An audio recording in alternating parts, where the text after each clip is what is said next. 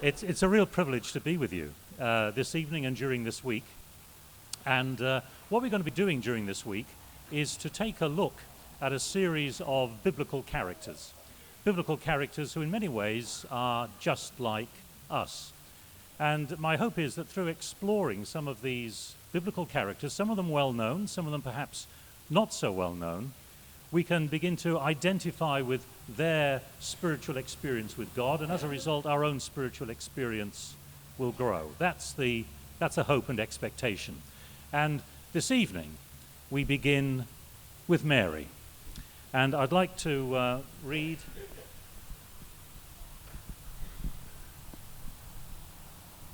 from a few verses from the first chapter of Luke.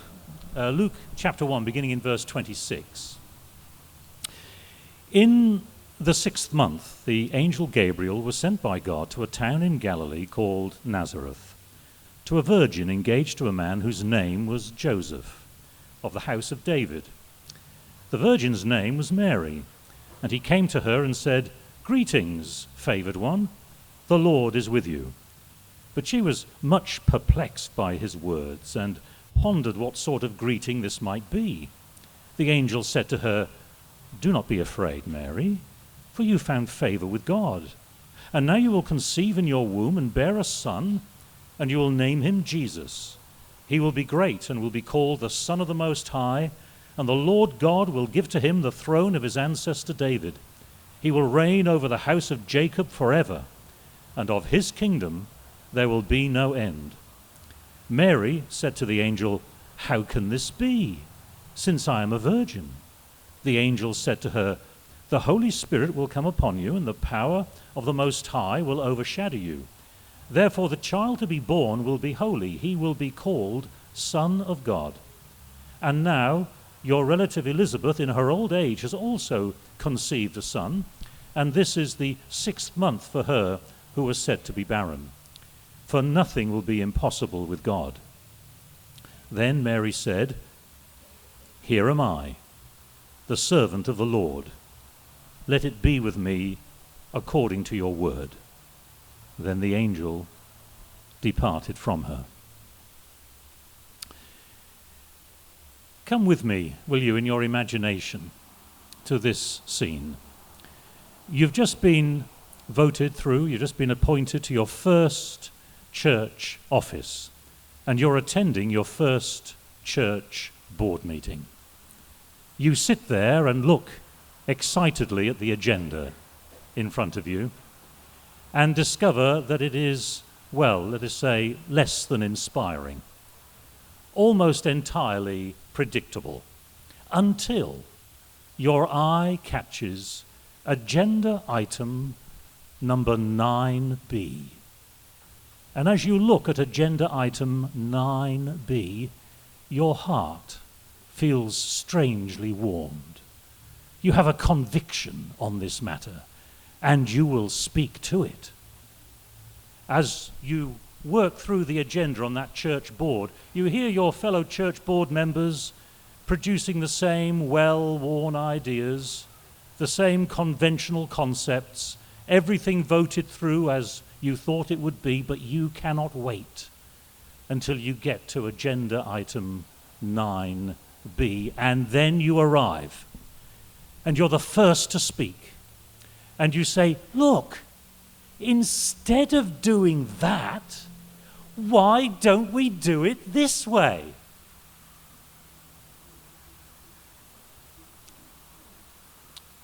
Time seems to stand still in the room. You swear that the temperature has dropped several degrees. You look around the table and discover that all eyes are now on you, and you should have remained silent.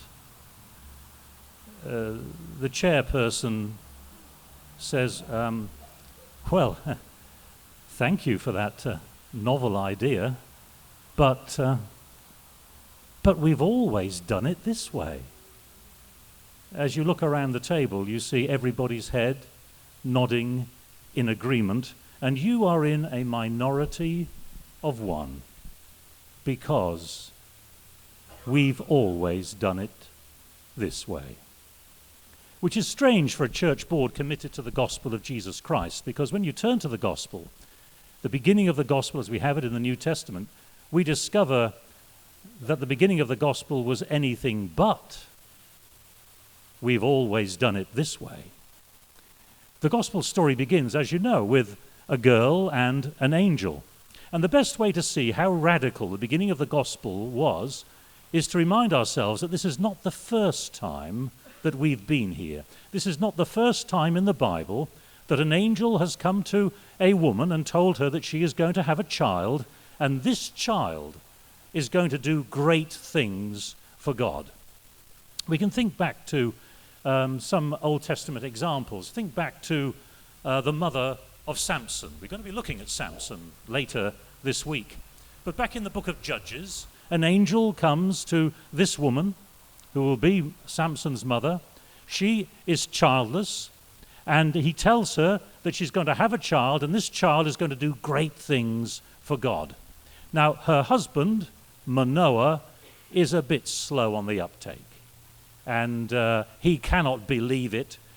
He thinks they're going to die because they've seen God, and his wife has to say to him, now, dear, just calm down. And that reminds us of another story just before this one, of two angels who visited Abraham and Sarah. And they come to Abraham and Sarah, an old, childless couple, and they tell them that they're going to have a child. This child is going to do great things for God, and neither Abraham nor Sarah can believe it. And they simply laugh out loud. And so there's another example then of an old childless couple who receive a visit from an angel who tells them they're going to have a child. This child is going to do great things for God, but at least one of them cannot believe it. We could look at other examples, and I just briefly want to look at just one more example of that sort of thing. And it comes immediately before the story we're looking at this evening. It comes immediately before the story of Mary. And here we meet another old childless couple, Zachariah and Elizabeth by name.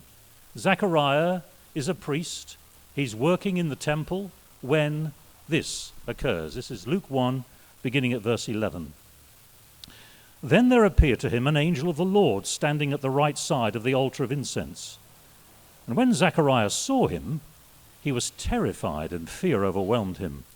But the angel said to him, "Do not be afraid, Zachariah, for your prayer has been heard. Your wife Elizabeth will bear you a son, and you will name him John. You will have joy and gladness, and many will rejoice at his birth."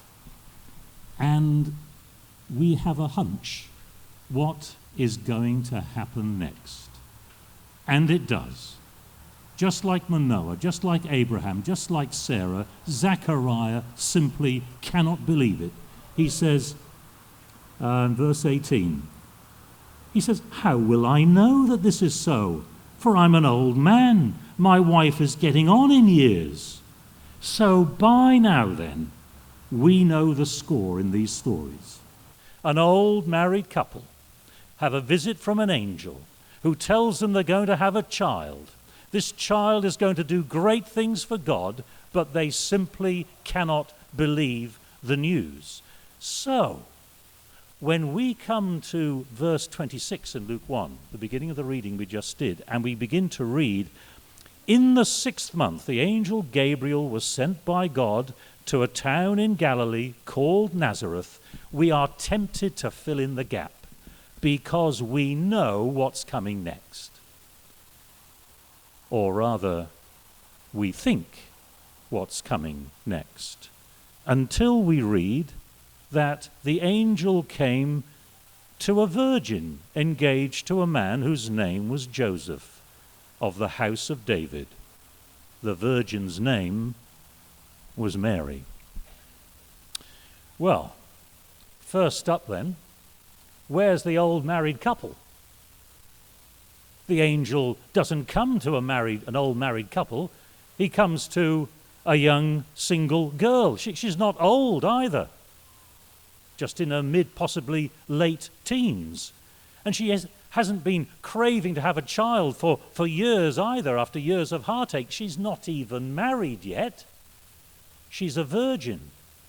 No wonder then that Luke tells us that Mary was perplexed, because Mary knew those biblical stories we've been looking at. She knew those stories better than we do, and she was perplexed. She knew all those stories about those exceptional children being born to old couples who went on to do great things for God.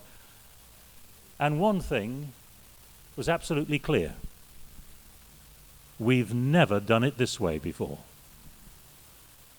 And second, where's the doubt?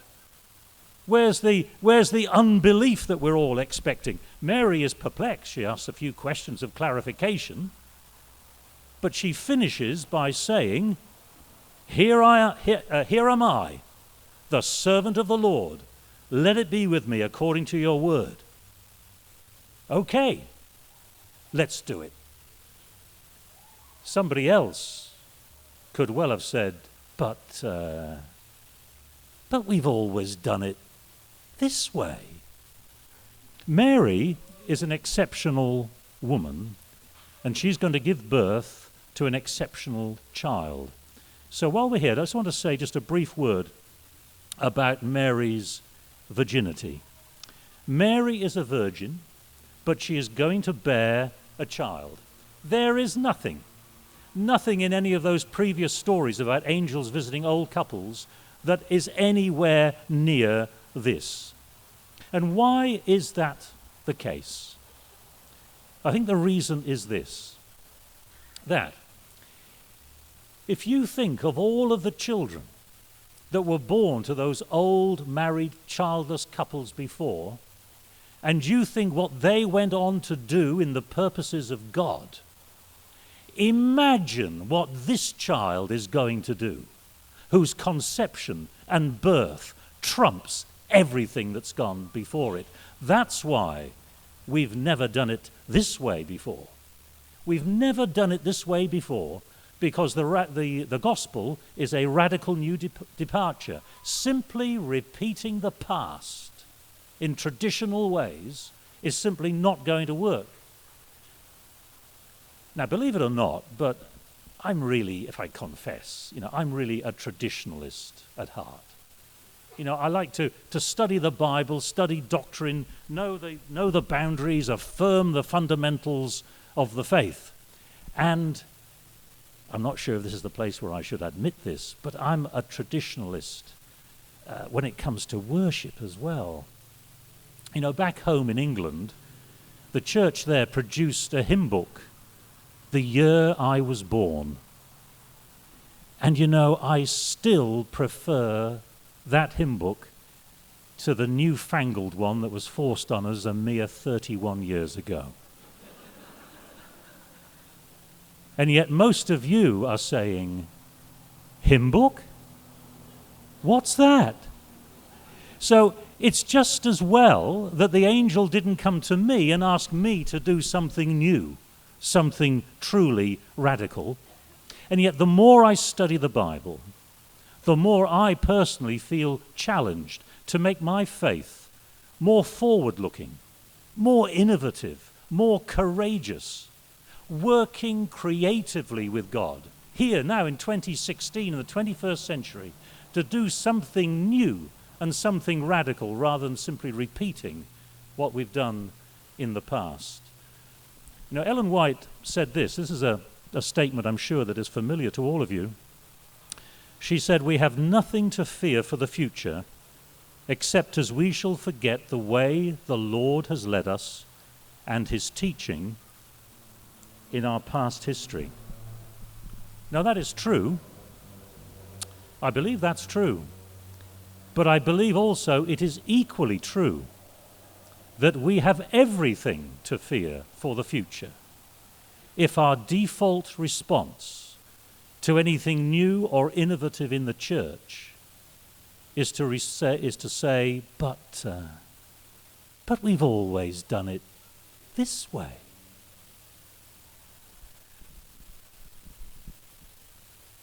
But what of the child? Mary's child. What is he going to do which will merit this extraordinary entry into the world? Let's look at what the angel said to Mary. This is verse 32. The angel said, "He will be great and will be called the Son of the Most High, and the Lord God will give to him the throne of his ancestor David. He will reign over the house of Jacob forever, and of his kingdom there will be no end." Now, what do you think Mary would make of the angel's words? Well, one thing's for certain. There's nothing new in what the angel said. What the angel says is a collection of allusions to Old Testament passages that Mary would be very familiar with. The Jewish people cherished these Old Testament promises which look forward to the future. And let's just look at one of those verses just to illustrate the point. It's 2 Samuel chapter 7, verse 16.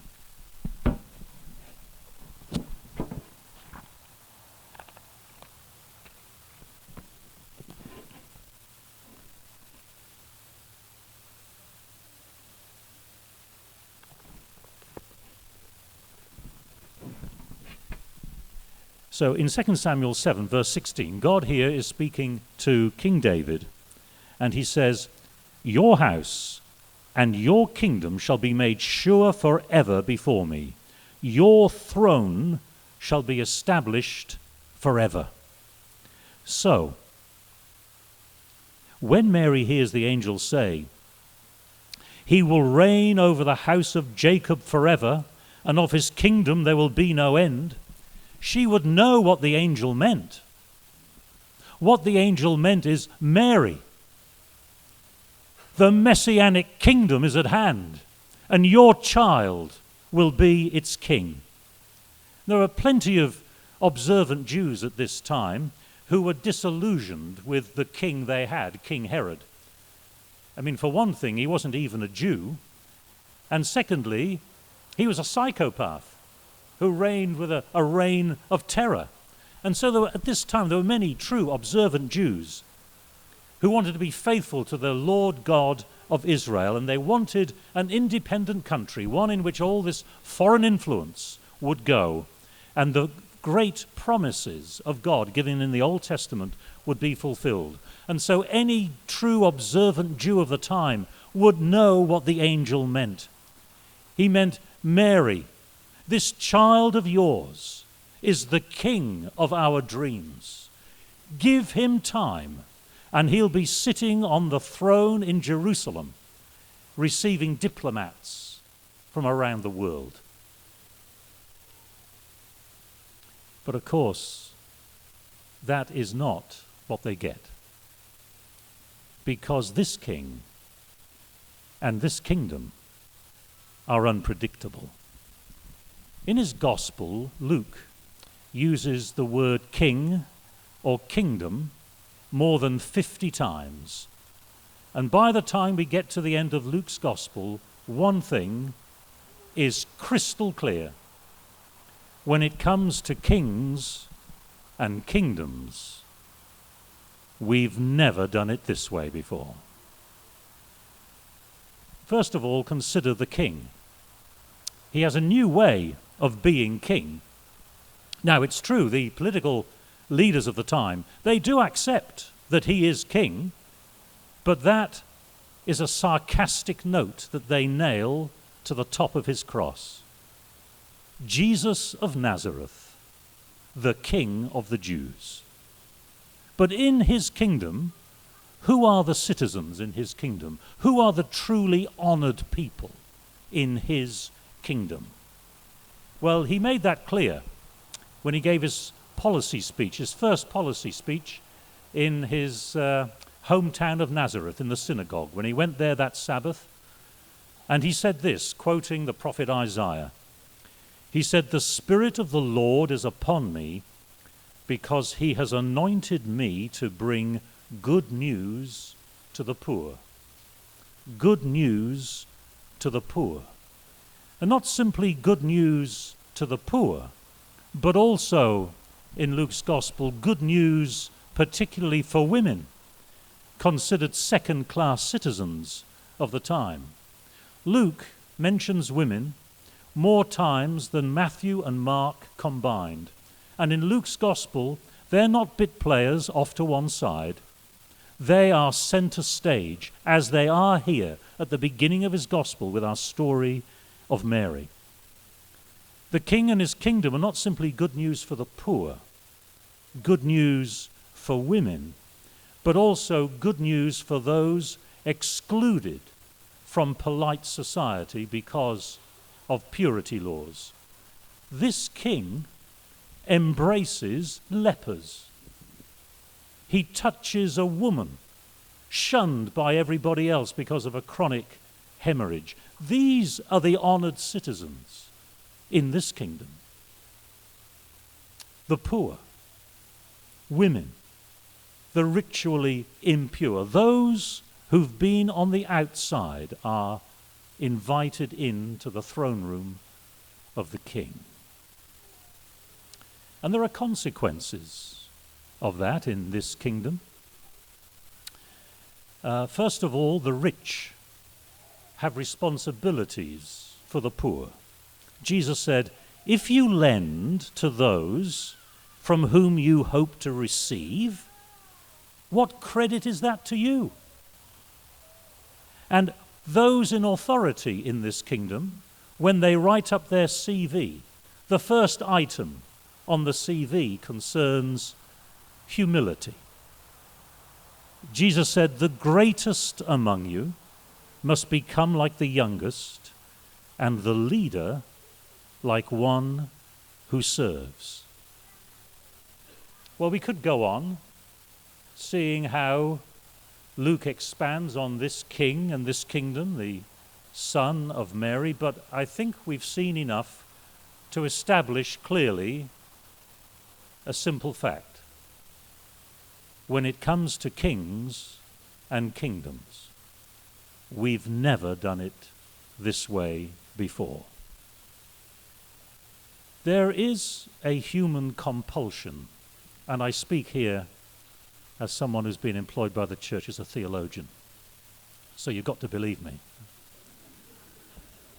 But there is a human compulsion to want to define God in a set of words which domesticate God, so that he's no longer able to surprise us because it's all been sorted out, defined, and stated. And yet, here, at almost every step of the way, this king and his kingdom are departures from what everybody expected. And here we see, I think, the limitations, not only of creeds, but we see the limitations of things like lists of fundamental beliefs. Now, I hastily need to add here that I believe in fundamental beliefs. We need them, and they are necessary. But what we discover in Luke's gospel, I believe, is that God is more unpredictable than most of us are willing to admit. So if I had my way, I would suggest that as a church we adopt a 29th fundamental belief, a belief in the unpredictability of God. Is it possible for God to surprise us? Because if it isn't, the other 28 don't mean a great deal. The unpredictability of God, as on the day God sent the angel Gabriel to the village of Nazareth to talk to a teenage virgin girl called Mary. And if that isn't a surprise, I don't know what is. So the angel's visit to Mary is a contrast to all previous visits. The kingdom that her son reigns over is a contrast to all previous kingdoms.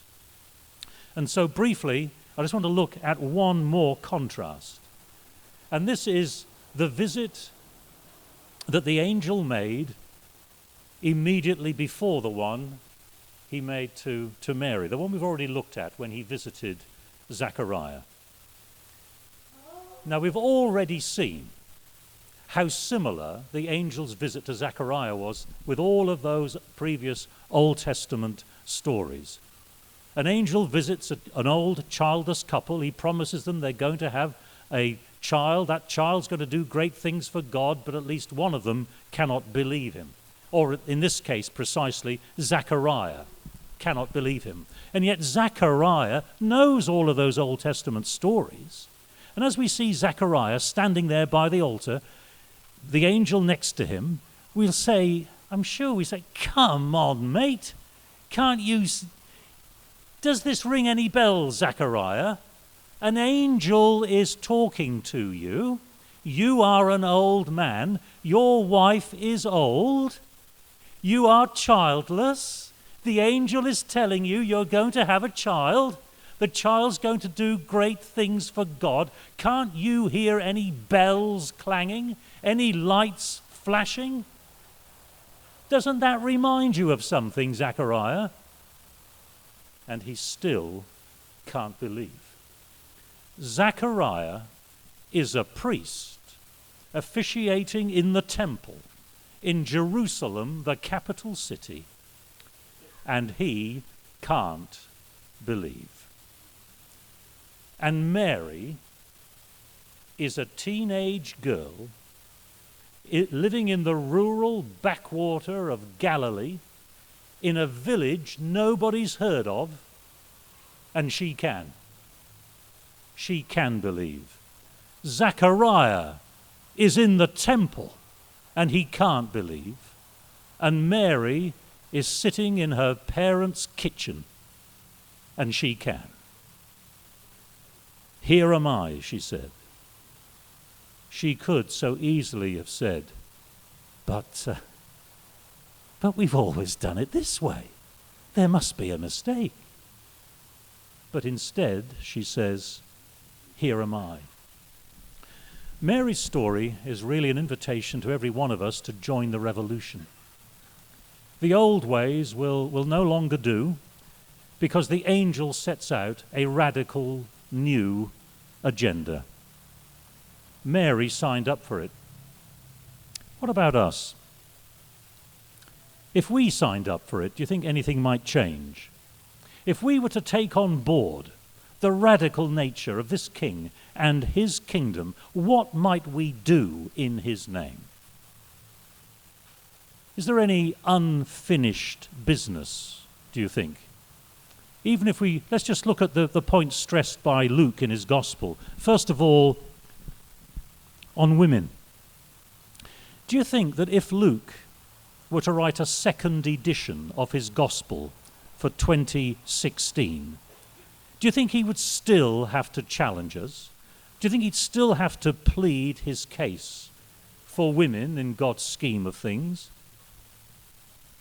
Does the church still struggle to give women a full voice and to recognize their God-given gifts?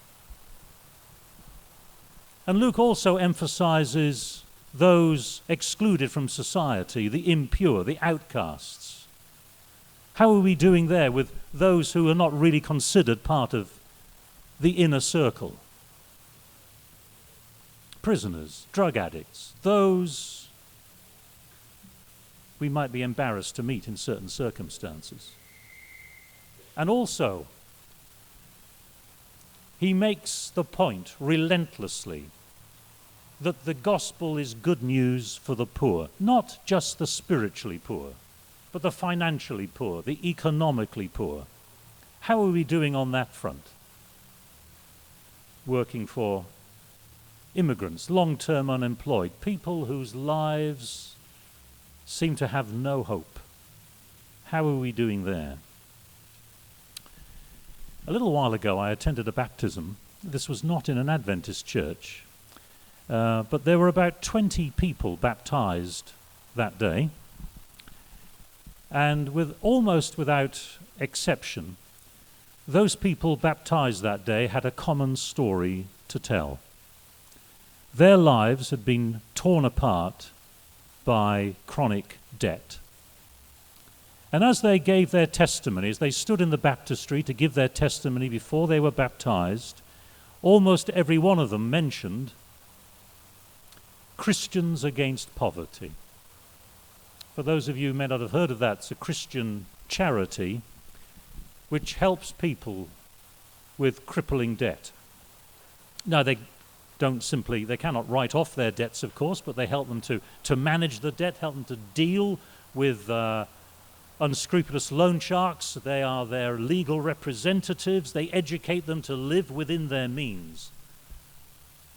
And most of the people baptized that day had no Christian background or church background at all.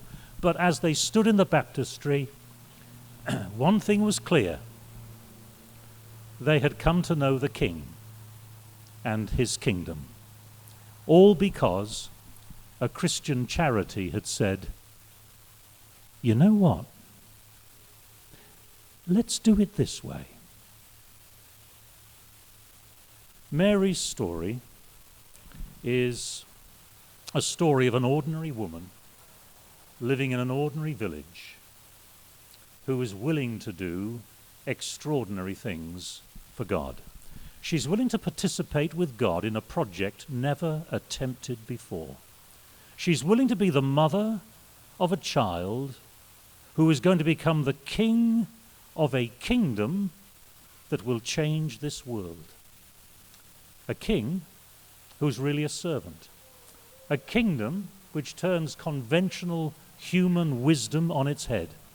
A kingdom that honors outcasts, that welcomes the despised, that empowers the weak and rescues the poor. A kingdom that could be a reality if, with Mary, we could say, yes. Yes. Let's do it this way.